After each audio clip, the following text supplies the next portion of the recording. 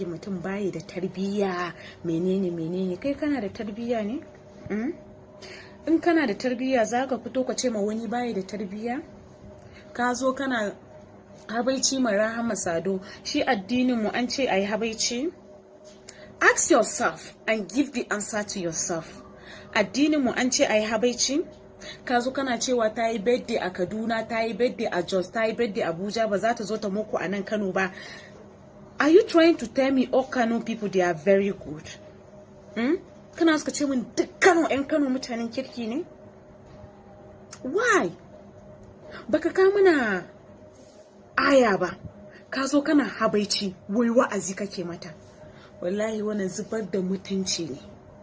Da za ka bi Rahama Sadau ta DM, yar uwata, wannan posting a matsayinki na ya musulma, wannan dressing bai yi ba, ki kyara. Allah ya ce, annabi ya ce, ka mata aya.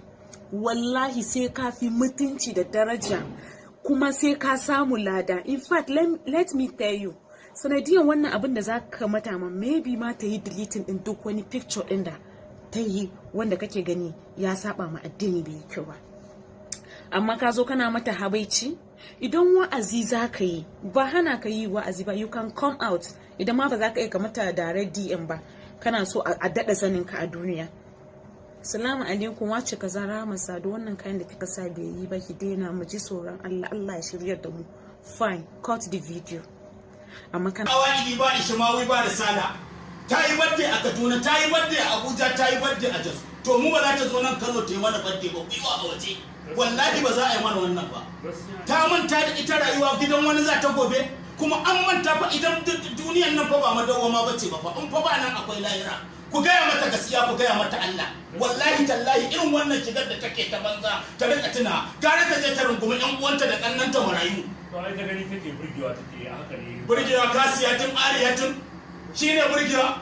To sai mun gaya mata Allah wallahi. Ko ba sa so sai mun gaya mata gaskiya. Kuma ba za a zo a yi mana wannan shirman a nan garin ba. Yauwa Kano garin bayan Allah za a zo a kawo mana ya ga kowa tsatsu su zo su rinƙe mana watsewa, ana ja mana zaki, ana duka yan fim. Ina ɗan adawa da samu sarauto, amarya da ango, ango da gara ango, an san halo an saka ango, ina ɗan adawa da samu sarauto, sabuwar ki Nigeria.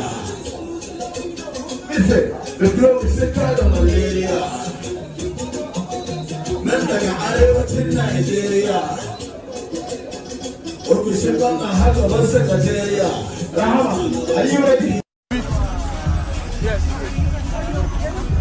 Kada ku manta ku danna alaman subscribe